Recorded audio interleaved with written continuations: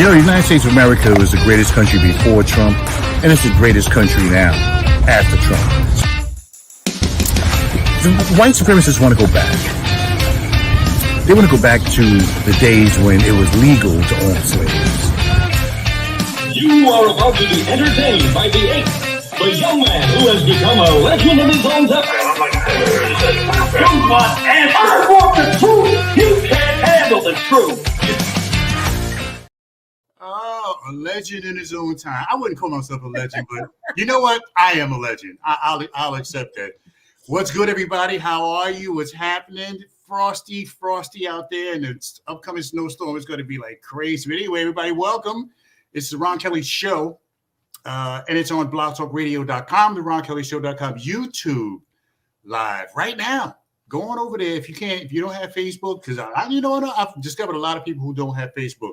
But if you don't have Facebook, you can go over to YouTube and you can check me out on YouTube live right now, or you can watch some of the recorded shows if you missed something from the past. And if you missed a show, you did miss something. Anyway, everybody, it's the 27th of January, 2022. You know what? I'm still, it's still kind of weird to say 2022 when you grew up in the 80s, and it's like, you're like, wow, really? I mean, all that time has passed. Yes, it has. And I hope that you and yours have progressed over the years. Anyway, everybody, welcome. We have Robin Spencer is my guest tonight. She's an educator from Paterson, New Jersey. She's my guest. We're going to do a segment together. So everybody, watch out. She said, well, anyway, we'll get to whatever she said. But anyway, welcome. Thank you so much for joining me. Thank you to my regulars, my peoples who come on the show, who are here every week, and then those folks who don't like me, don't want me to know don't want me to know they're watching me. So what they do is they wait until the show is over, then they watch the recording, because once the recording goes on, I can't see who they were anyway. So whatever. There's too much focus on that anyway. Who don't like you, who like you, who's got a knife in your bag. So much focus. Don't worry about it. Don't worry about it. There's too much focus on that. You see it on Facebook all the time. Anyway, everybody, welcome to the show. Welcome to the program. It's Thursday night, and you know what time it is. And after February, we'll have to men, the brothers out there, we'll have to do our annual football detox, because the Super Bowl will be over, and that's going to be it until. But we got the USFL though. We got the USFL that's coming up in the spring, so we'll have something to look at.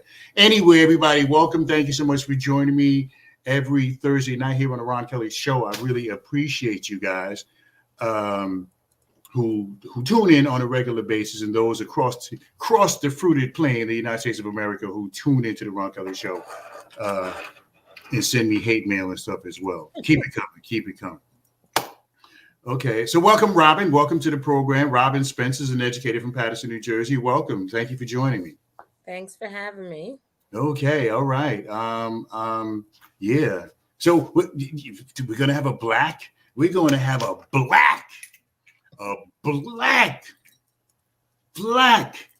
woman on the Supreme Court. Biden is keeping his promise. Biden is blacker than Bill Clinton was. See, because they said that Bill Clinton was the first black president because nobody thought that we'd ever have a black president.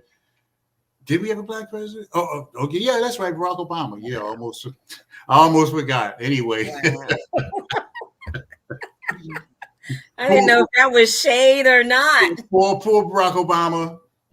I do a great deal of respect for Barack Obama. He's the president of the United States for 8 years, and what did you expect, though? What did you expect?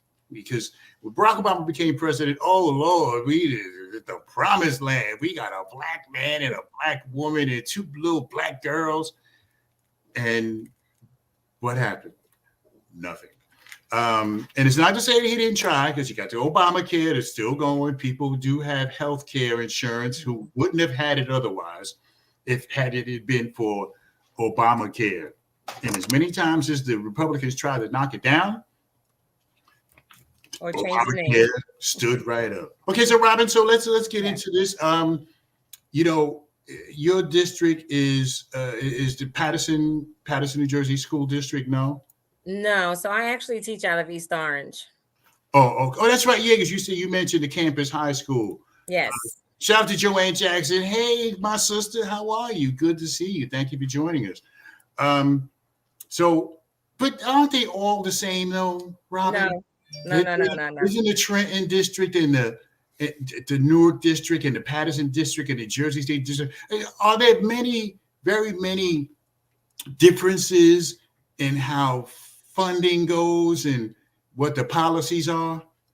Okay. Well, funding depends on who's doing the work and getting that paperwork in, and actually like following through on the paperwork really determines sometimes the funding. Okay. I know for a fact that Patterson has missed the mark in deadlines and did not receive funding. But I'm not talking about that though. I'm not talking about the. You're talking about just. Excuse me. I'm talking about straight up state funding. Now, is East Orange a distressed district or no? Yes, it is. Of course, it is. Yes, absolutely. Yeah. Because it seems like all the districts that are overwhelmingly African American are just in distressed areas, like Trenton, for example. Elizabeth and some of the other places, Jersey City. I don't know if Jersey City is still a distressed district, but yes, go ahead. It is. It is. Just because it has the condos. Yeah. Oh, plenty. I grew up there. I go downtown and I'm lost. But aren't they now? I'm talking about this. I'm not talking about because I know about Patterson had missed some deadlines to apply for aid, and then they have missed the deadline to spend the money, right? For to spend the aid money. But what would be the difference, for example, between the Patterson, New Jersey school district and East Orange? Probably the demographics more so. Definitely the demographics. East Orange is really comprised of more African, Jamaican, Haitian, and then Latino, whereas Patterson is highly populated with a mixture of the Hispanic population, and then Jamaican, and then Black. Okay, I need to go ahead. Yeah, so no, basically just the demographics. Okay, I need to let everybody know that the views and opinions expressed here are exclusively those of myself, my guests, and R. Kelly Media Enterprises LLC, and are not those of my advertisers or my support team who works with me here on the Ron Kelly Show. So now, with the virus, okay, I'm pretty sure it was very difficult for you guys, with the virus. Absolutely. Because the schools had closed the school, opened the school, learn from home. We're still doing it. Yeah, policy change, you wear masks, don't wear masks, hibernation. The quarantine for 10 days, now you quarantine for 5 days. So it's just so confusing. It's confusing for somebody who doesn't go to school like me. It's confusing. So how difficult was that? How difficult is that? Because it's still difficult. So I'm at the high school, as you know, and kids get tired, or students, I should say, get tired of wearing their masks. So quite often you will definitely see them. We call them chin diapers, because the mask is always down here. And I don't wear the one that's like a pamper. I wear something else. Well, it doesn't matter what kind. It's not over their mouth or it's not over their nose. And we have to constantly tell them to bring it up. So yeah, so that is a challenge. And, when we have like alternating days, sometimes we have, we took a different approach of having a certain amount of students in the building at the same time. So maybe one grade level will stay home one day, another grade level will stay home another day and work remotely. Unfortunately, a lot of times those students do not sign in when they're supposed to be working remote. They'll just wait until it's their day to come back into the school building. So yeah, we constantly have different challenges beyond the what the background of their house looks like. They have blurs now for that. And kids don't show their face, so they're sleeping maybe behind the computer. So yeah, we constantly have challenges.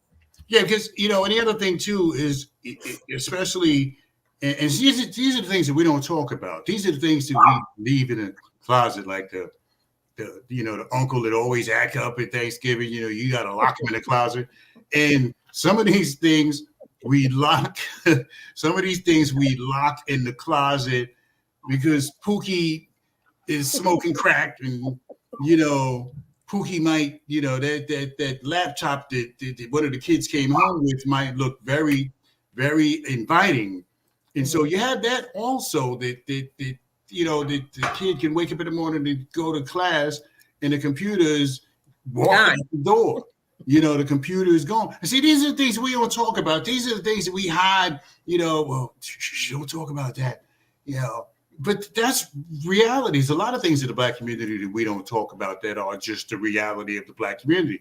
And that's one of the things. So did the district, when they started giving out all these laptops, was that a consideration? I mean, not, you don't have to say who said what, but was that a consideration that the laptop could be grow legs and stroll out the door? Well, it wasn't a consideration because at that point, so if it were prior to COVID, that was definitely a conversation that we had to try to, be prepared for the missing laptop, in those circumstances. And, at the end of the day, the students, the parents still signed like a contract. A lot of times that contract, when the student broke the computer or lost the computer, sometimes that contract was not fulfilled because it was a case by case basis. The school knew what was going on. So if someone was being negligent, that was one thing, versus someone was in a uncomfortable situation and something happened, that was another. That was handled differently. So it was definitely case by case basis. Okay, so with the right, because like I said, these are the politicians, the council people in the overwhelmingly Black neighborhoods, the mayors. They don't talk about the reality of the Black community. I mean, the real reality, not just police brutality or gun violence. There's a underbelly. There's an under current of issues in the Black community that Tony Voss of Irvington and Andre Sayegh of Patterson and Ras Baraka of Newark, don't, and people across the country. I'm leaving out my national audience, but there are people, the mayors and the council people, who don't talk about the real issues, the underlying issues, the ugliness. Besides, like I said, besides gun violence, besides police brutality that's going on in the Black community. And these are things that we need to talk about that we don't talk about. So you're in the East Orange School District. Yes. Okay. Now, that's a nice school, the East Orange Campus High School, by the way. But now, it's been my observation that a lot of the kids just don't want to learn. Smart mouth, sassy, you want to smack them, but you can't. And there's a lot of them who don't want to learn. A lot of them who are distracted by Snapchat and all and Facebook and all of these other things that are going on. So how do you handle that? So I don't, like if somebody says, "B, get out my face." I mean, how do you handle? How do you handle that? It depends on your reputation, your rapport with the student. Okay. Yes, definitely. Because, if you have a good rapport with the students, and I generally do with my students, sometimes I throw what they throw at me right back. And then, we could laugh about it because they recognize, okay, maybe that was inappropriate of, how I delivered that to Miss Spencer, And they would immediately apologize. But like, you can't just do that off the bat. You have to have a relationship with your students. Now, to say that they don't want to learn, you kind of said two things in one. You said they don't want to learn, but then you said they have distractions. So I think it's not that they don't want to learn. I think there's the distractions, and the value system is kind of messed up. So the distractions become the priority over the value of education. So I don't want to say that they don't want to learn, because even though, yes, it is challenging, it's a struggle. The phone is a fight on a regular basis. Okay, guys, get off your phone. Even if you utilize it in your lesson, the phone is still a challenge. But somewhere along the line, through your conversation, through your teaching, through your development and your relationship with your students, you have to get them to buy in that they are valuable, and the phone is not going to make them valuable, but the education will, and they can always have the phone. So, yeah, I think that goes across the board for most teachers, I would say. But because because the concentration is like shallow. Whether it's eyelashes, whether it's your hair, whether it's they're gonna fly away with them eyelashes. But if a strong wind come by, they're gonna be like the flying nun. No eyebrow, those eyelashes. They're gonna fly away with them eyelashes. Y'all need to stop with them eyelashes. I'm gonna open up an eyelash store. I'm gonna get paid. I mean, some of them is reasonable. I mean, the reasonable, but anyway.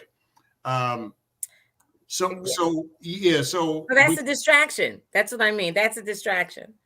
Yeah, because it's a distraction. It's distracted me because I'm looking like, what? This little girl that work. I got a part-time job. I'm a armed security guard, and I got a part-time. This little girl ain't no bigger than about 4 feet. The eyelash is just bigger than she is. But anyway, I know she's gonna float away one day. Anyway, everybody.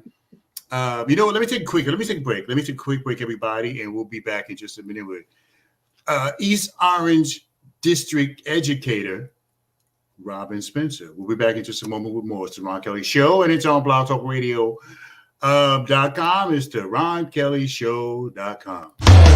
Yes, indeed, I am the man. What a news cycle this is.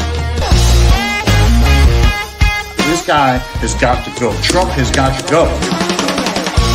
George Floyd snuffed out by this police officer who's supposed to be serving and protecting people. It's the Ron Kelly Show.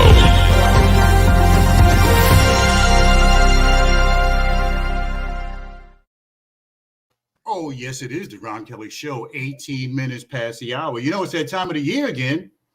And if you're looking to get your taxes done with that personalized touch, then scoot on over to my tax preparer, Aaron Nazar's Tax Service. Aaron Nazar's Tax Service is your tax specialist. Your tax specialist is unlike those big assembly line tax preparers. You know what I'm talking about, Agent R. Block and some of these other people. Aaron Nazar's Tax Service will answer all your questions and give you your tax returns the attention that they deserve. Conveniently located locally at 424 Lakeview Avenue in Clifton, New Jersey. Give them a call, 862-238-7548. That's 862-238-7548 or 201-888-8011. That's 201-888-8011. And when you do, make sure you tell them you heard about it on the Ron Kelly Show to get your special discount. Aaron Nazar's Tax Service, your new tax preparation specialist at 20 minutes past the hour. We're talking to Robin Spencer, who's an educator with the East Orange, New Jersey School District. Be it overwhelmingly Black because there's not a lot of Hispanics, not a large amount of overwhelming amount of Hispanics, much unlike Patterson. The East Orange School District has plenty of Black folks, and not too many. What is this? Oh, not too many Hispanics. Anyway, back to the program. So Yeah, I know some people who work over there. I know some people who work security Okay. in East Orange campus, and they don't have like a lot of these towns had police at the Mhm. in the schools, but I don't believe East Orange has police uh, in the school or Well, armed people in the schools. I think it's the law that you're supposed to have a certain amount of what we call SRO officers. So those are definitely armed. It's one or two. Per school. Yes. Yeah, yeah, because and then we talk about the funding because we bumped heads on the funding earlier in the program. So talk to me about the funding. Is East? I mean, there's never enough. I'm sure that there's never enough. Because, Well, I mean, I think when it comes to urban districts in general, it's always catch up, you know. Um, if you weren't in an urban district, you probably had one-to-one. The kids already had computers, whereas we only got computers simply because of COVID, one-to-one. So everything was a crash course, and we're still doing things like that. So I think when it comes to because I think you're really talking about the socioeconomic status of the school. Yeah, regardless of the demographics, everybody needs the funding and everyone is suffering and to a certain degree. And it's always catch up. Like the other districts already had this, it has already mastered this, already experienced the challenges, and we're just catching up. And that's really because of COVID. So I would actually have to say COVID forced some progressiveness into the urban district.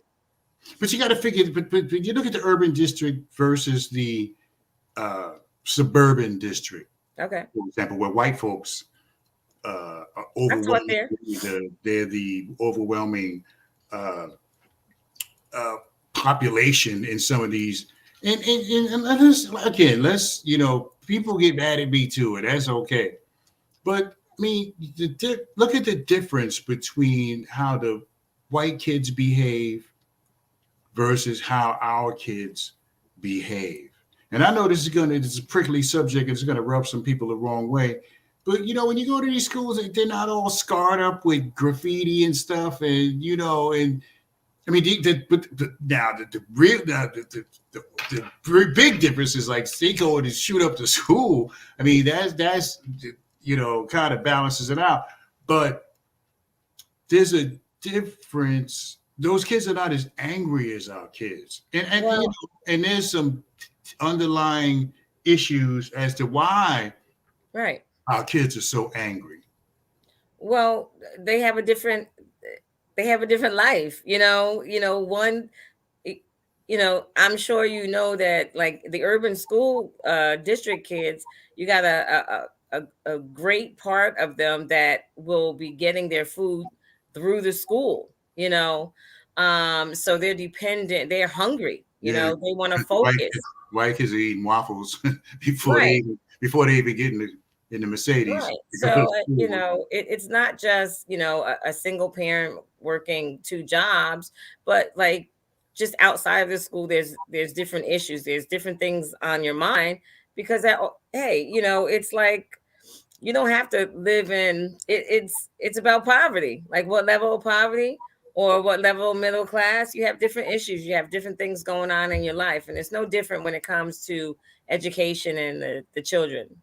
Yeah, and I think the broken homes, the broken homes. You mentioned the single mom, single mother, or just the atmosphere in the house. A single mother who may not work, or the single mother who may abuse drugs, for example. In the household, the household is not.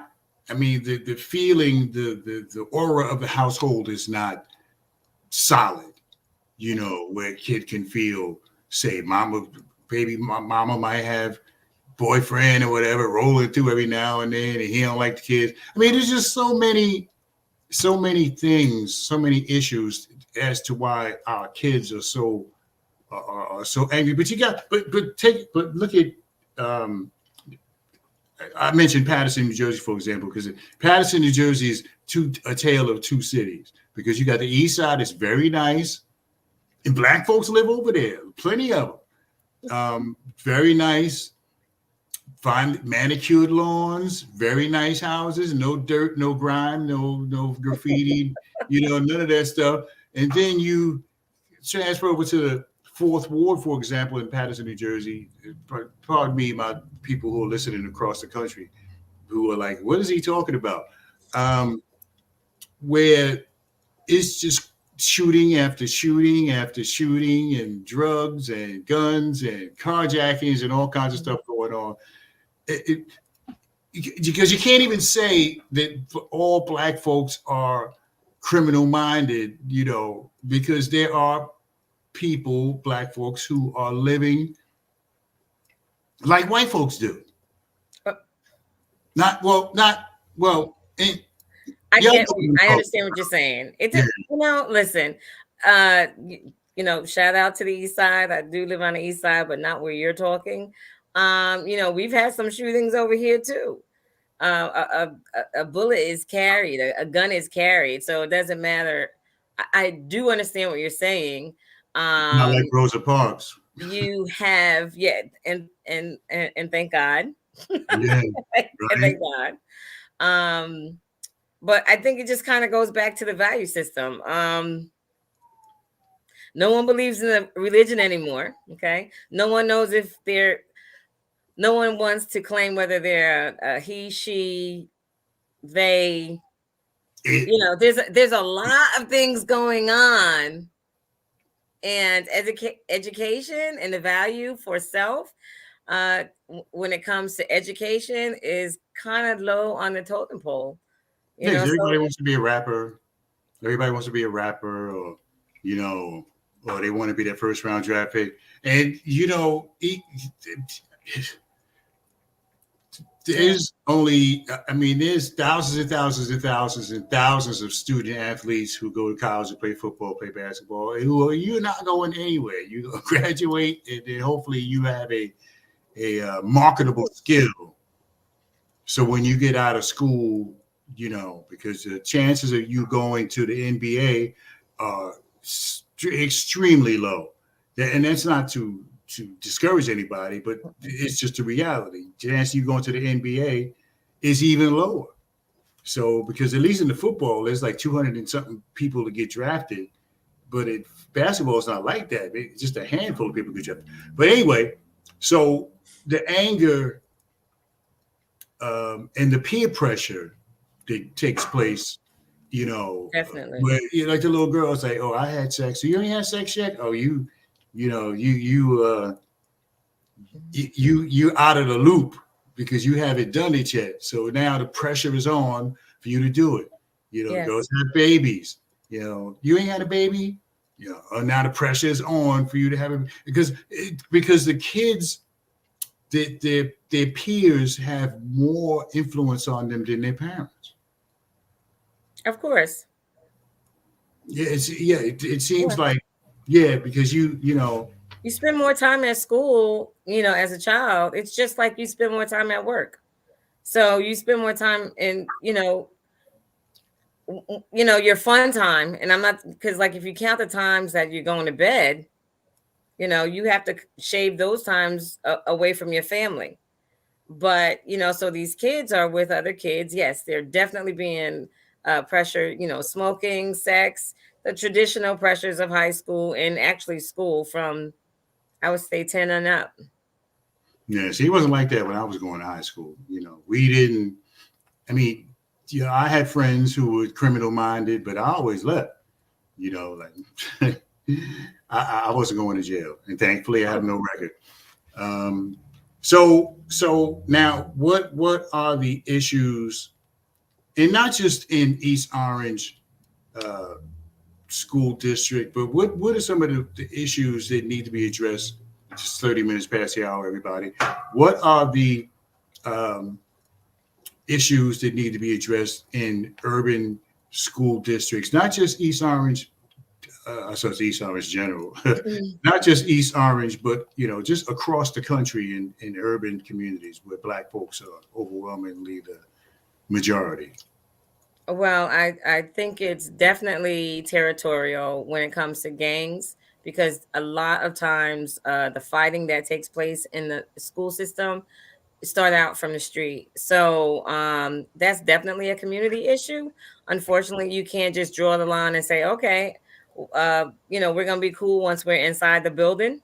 And then once we get, 5 blocks away from the building, let's take out our guns. Let's get our, friends to jump each other. Let's it's not like that. Right. So the community issues, when you have the street gangs, unfortunately, they carry themselves into the school and are very influential with the fighting that takes place in schools, as well as if there's drugs in schools. All of those conflicts, they don't usually start in algebra class. They usually start out in the street.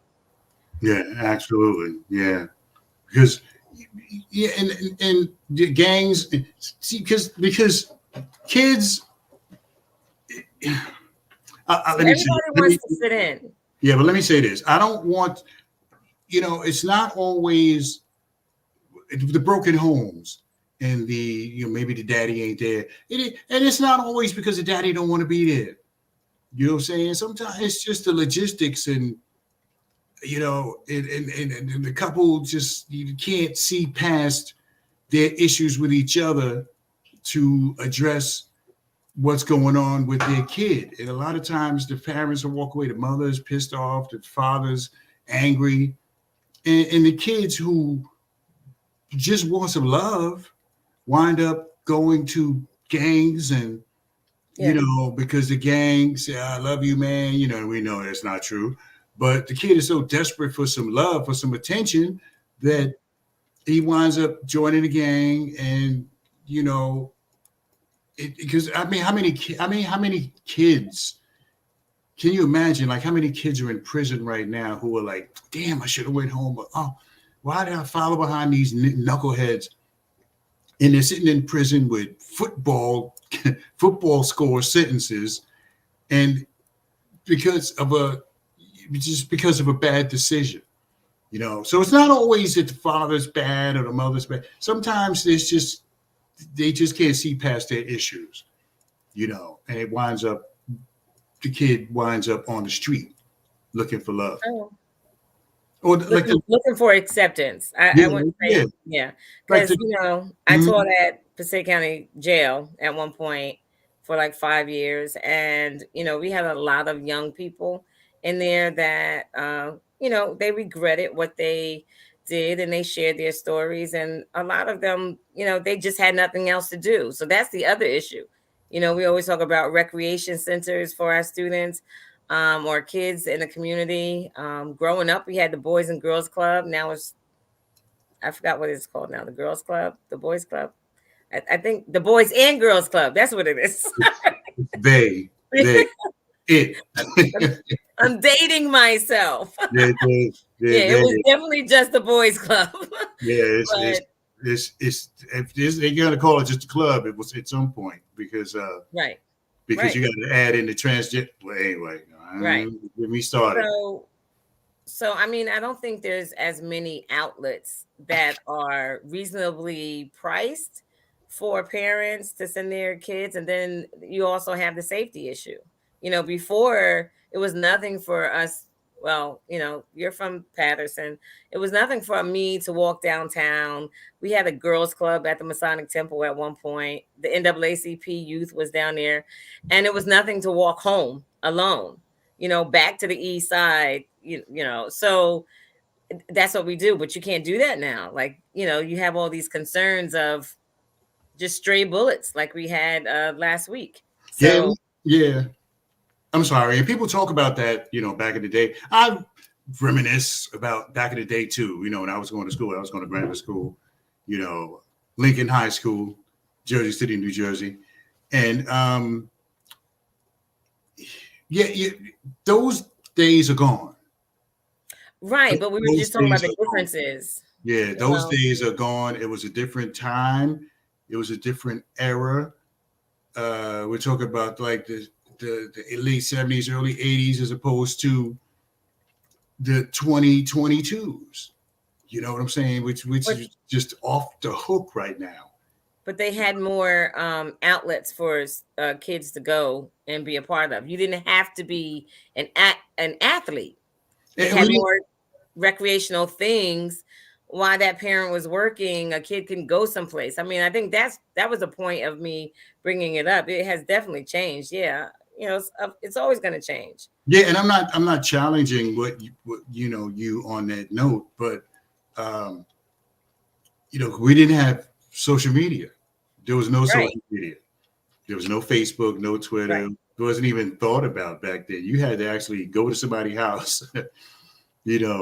If you see, you had to actually go to somebody's house. We had to actually get together with each other face to face. There was no Snapchat, Facebook, Instagram, Twitter, and all the other nonsense that's going on. Right now. So if you can, I'm going to close this segment up. But if you could say something to the parents, if you can give them your best, I wouldn't say advice, but what would you say to the parents who are having trouble with these kids not wanting to mind and all kinds of nonsense? Well, I just think parents, regardless of how many hours a day you work, you have to set aside some time for your child and just instill the value system of self and understand that, the only way they're going to achieve whatever it is that they want to achieve, it doesn't have to be a traditional education, but whatever they're going to achieve, there should be some value in themselves. So they would want the best for themselves. So they would, when it's time to make those difficult decisions, they would say, hey, that's not good for me. So, naturally we cut their wings a little bit in the beginning, but, if you're working a lot, you just have to have that value system strong and that foundational self-worth. And, that will definitely guide them, not necessarily without obstacles, but that would definitely guide them into the right direction. Okay. All right, everybody. This is Robin Spencer. In case you're wondering, Robin Spencer said people don't like her. I like you. I thought you were pretty cool. Robin said, they might not like me. Oh, well, sometimes they don't like me either, but they still watch. Robin Spencer is an educator with the East Orange, New Jersey School District. And Robin, I want to thank you so much for joining me tonight on the Ron Kelly Show, and appreciate your time. Well, thank you for having me. All right, thank you. All right, everybody, it's 22 minutes before the hour. We're going to take a break and come right back with more of me in just a few minutes. It's the Ron Kelly Show, and it's on blogtalkradio.com, YouTube, and Facebook Live.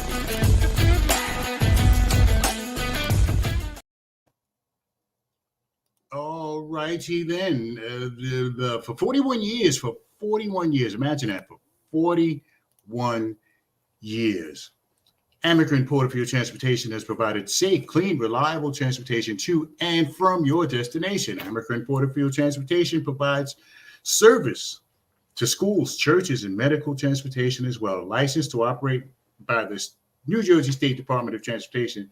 Their late model fleet of buses and vehicles will make sure you get to and from your destination safely, and their courteous drivers will see to your needs during your transportation experience. They are located at 307 Arlington Avenue in Plainfield, New Jersey. Give them a call, 908-753-6423. That's 908-753-6423, or email them at amaker.porterfield@verizon.net. That's amaker.porterfield@verizon.net. 20 minutes before the hour, everybody. You are watching, participating, listening to the Ron Kelly Show. It's on blogtalkradio.com, the RonKellyShow.com. It's on YouTube and Facebook Live. And for the YouTubers, please, I would appreciate it if when you go over there, or if you're just going over there, you can subscribe to the Ron Kelly Show.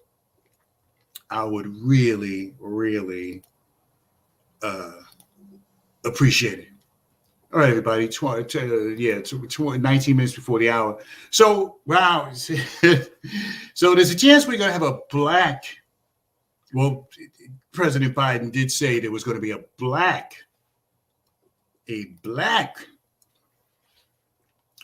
female Supreme Court justice, and I believe him. And you know, and we deal with a lot of symbolism. A lot of symbolism.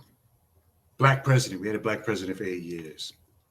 And not a whole lot changed in the black community. And it's not Barack Obama's fault. You know, I'm not going to say that. But we had a black president, Barack Obama, for 8 years. You know, a lot of people are blaming Barack Obama for where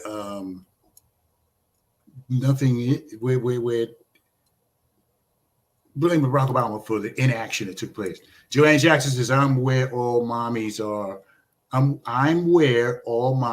are black females. Okay, thank you, Joanne Jackson. Joanne Jackson is the only person who said anything to me today. Usually the whole board is full of people. I don't know, maybe they're battening down the hatches for the upcoming storm. I'm where all the mommies, and where is that, Joanne Jackson? Where is that? I'm where all the mommies are black females. Yeah, so we're gonna have a black woman, female, who's going to be a Supreme Court justice. But white folks are flipped out. White folks are flipping out. I mean, really, white folks are flipping out because you got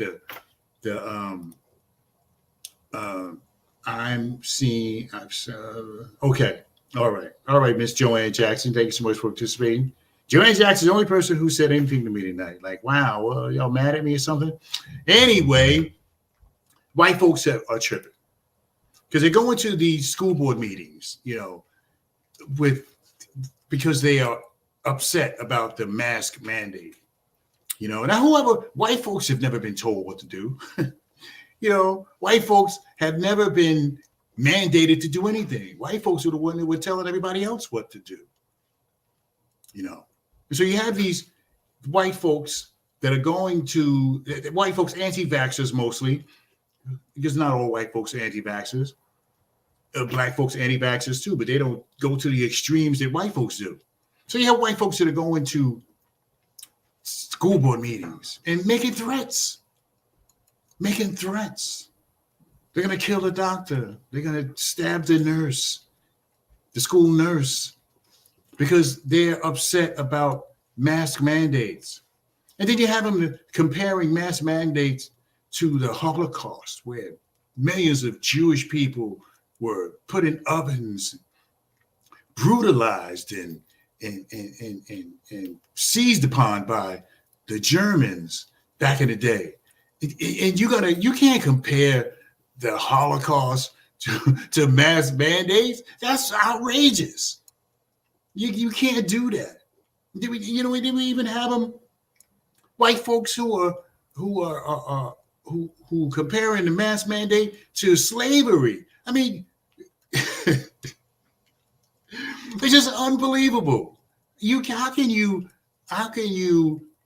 even begin to compare mask mandates with slavery? You can't, because it's two totally different things. You can't compare mass mandates to slavery. Slavery. I mean, what is anybody making you do? They're mandating that you wear a mask in certain places. If you don't want to wear the mask, then don't wear it. But you can't go in this place. Like you had the tennis player, the tennis star, the number one tennis player in the world, who wanted to go to Australia. The Australian people, Novak Djokovic, number one tennis player in the world, but anti-vaxxer, wanted to go on these people's. They said no. You got to go. You know, you get lawyers and all that stuff. I mean, it's just you can't compare mass mandate to the Holocaust, and you damn sure can't compare mass mandates to slavery, because I mean, slavery, working for nothing, being brutalized, killed, hung, you know, disemboweled, or you know, you cut off, you try to run away there, cut off your foot. I mean, there's just no way that you can compare that to a mass mandate. There's just no way. And these people, the white folks who are anti-vaxxers, are out here protesting and all of this stuff.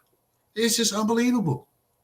I just, you know, it's just unconscionable that you would quote the great Dr. Martin Luther King and talking about mass mandates. It's just outrageous. So this is Jeopardy. And if you're a Jeopardy watcher, I occasionally I'll watch and I'll guess get a few answers right and think that I can play. I probably could. The home version anyway. So we have it, Jeopardy. And the transgender person, Amy Schneider, I think their name is, won $1.4 million on Jeopardy.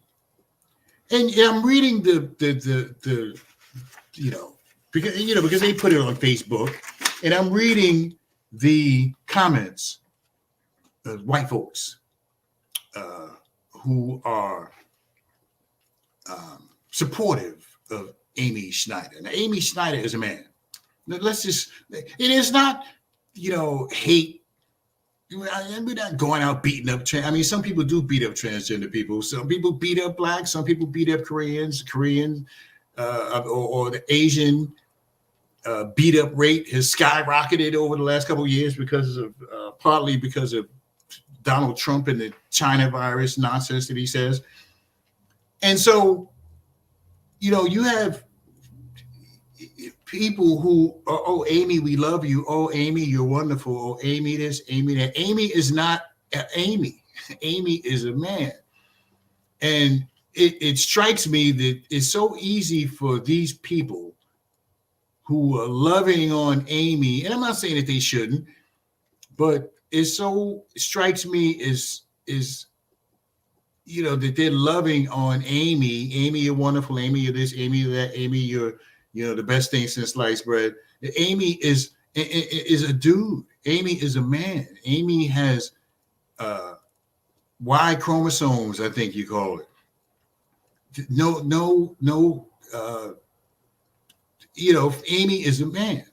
And it's so easy for white folks to accept Amy as a woman than to accept, you know, the black people who live down the street. You know, you still have the Karens that are running around cursing black people out because they're having a barbecue and they're not minding their business, they're not bothering nobody. You don't belong here, calling the police on black folks who live where they live, and you know they don't belong. But it's easy for you to accept Amy as a woman when she's not. Anyway, it was 15 seconds left of the program, everybody. I want to thank you. Thank you, Robin Spencer, for joining me this evening. Had a lively conversation. We'll see you guys back here for another edition of the Ron Kelly Show. So until then, everybody, it's nice to be important, but it's more important to be nice. And we may not have it all together. Oh, wait a minute. No, together. Oh, you know what? I'm looking. There's 10 minutes left in the program. Oh God, there's 10 minutes left of the program. What am I looking at? Anyway, we didn't have it all together, but together we can certainly have it all. Anyway, yeah. So it's so easy for white folks to accept the Amy's of the world, because these people are not women. You got no woman. Amy don't look like no woman, and then most of them don't. You know what I'm saying? Transgender could be I don't want to say it's an illness, but you know, here's my take on the whole thing. Unless you've had gender reassignment surgery, you are what you were born as. You know what I'm saying? But and I'm not being like anti transgender. No, I don't hate transgender people. I don't have nothing against them. But what's going on is that the transgender movement is being forced on people. There was a school teacher, for example. I can't remember exactly where he went to school at, where he taught at, but there was a school teacher who didn't want to address a transgender student, didn't want to address the transgender student the way the student wanted to be addressed, and the person got fired. I believe they got their job back, but they got fired because they didn't want to call he or she or she or he, whatever the situation was. I'm not 100%. I'm not 100% sure, but I know that the teacher did not want to address the student as what he wanted to be addressed now, and and he got fired. You say that's wrong. That's wrong. Now, I mean, as far as visiting hatred upon these folks, and and talking about them and all this, I don't want to see that. I don't want to see that. But this thing is, I mean, the women having their breasts removed, and just wow. Just all I can say is wow, because we didn't, when I'm growing up, we didn't have what we have today. I mean, the women, there'll be like the cross-dressing going on, and it'll be obvious because we didn't have the technology. They didn't have technology rather back then to dress. It would have a wig. You can tell right away what the deal is. These days, you can't tell. Now, I'm not anti-transgender. I think that you should be able to be whatever it is that you want to be. I don't begrudge them their rights to have surgery, or their right for the women to grow beards and all this type of chest hair and all this stuff. I don't begrudge them their right to do that. It's just, but I don't necessarily agree with the whole thing, because I didn't grow up. When I grew up, man was a man, woman was a woman. Man married woman, and that was it. Now you got men marry men, women marry women. Men, two men, a couple having kids, and all of this stuff is going on.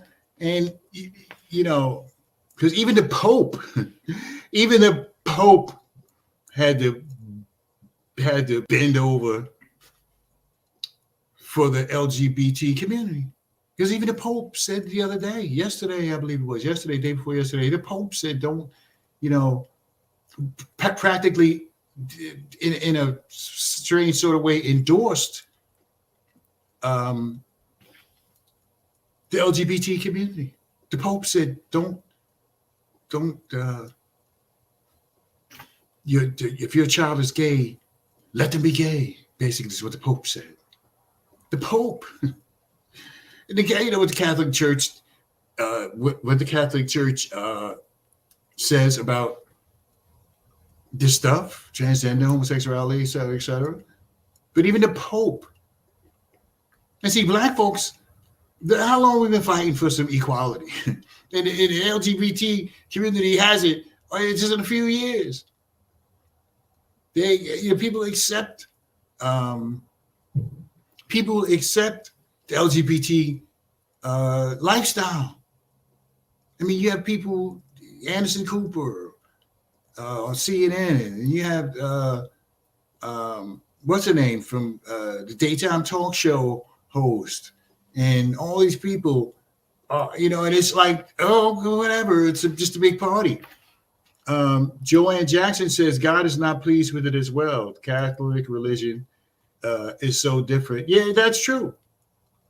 No, you're right. God is not pleased, according to the Bible. God is not pleased with the LGBT situation. But you just can't. I mean, it's just mind-boggling. Now, like I said, I'm not saying it. I don't have anything against LGBT people. I don't have nothing against them. It's just when you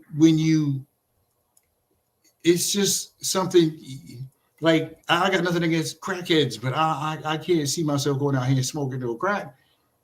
You know what I'm saying? So I'm not saying I'm against them per se. I just don't absorb the lifestyle. Like women having their breasts removed, and all this type of stuff. Ronald McCready, it's okay, my brother. I miss most of it too. Yeah, women having their breasts removed, and and taking hormones and growing a beard. It's just so weird. Like I said, I don't have nothing against the LGBTQ. It's no Q, no more Q. It's no more no Q. But why? I don't have nothing against it. But why? Why women removing their breasts, having the fat removed from their breasts? You know what I'm saying? Men having gender reassignment surgery. So instead of having a penis, now they have a vagina or inverted penis or whatever you want to call it. It's just so. I just, like I said, I don't really like. I'm not out here, talking about transgender people. I just can't. It's just something that just doesn't compute. Because there's a lot of things out here that's going on that don't compute. Bunny McKnight says Bunny McKnight, my brother from another mother, says that that's the best part. Yeah. So yeah, I mean, wow, having your breasts removed. I don't want to be a woman no more. I don't want to be a man no more. And then all this stuff being accepted, and for years, black folks are still trying to get some acceptance. We're still trying to gain some acceptance, and the LGBT community got it.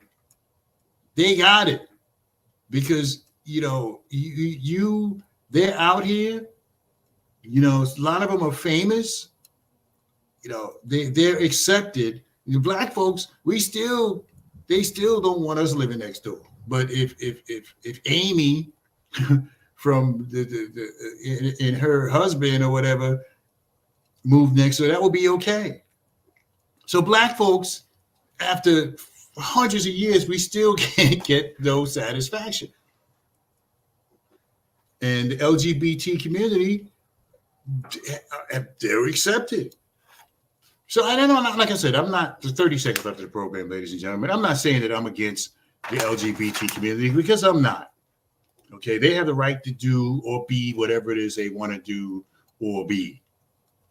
I just can't get with it. Anyway, everybody, it's about 15 seconds left of the program. I want to thank you all for joining me. Thank you, Robin Spencer from the East Orange School District. And we'll see you guys back here next Thursday for another edition of the Ron Kelly Show. So until then, everybody, remember that it's nice to be important, but it's more important to be nice.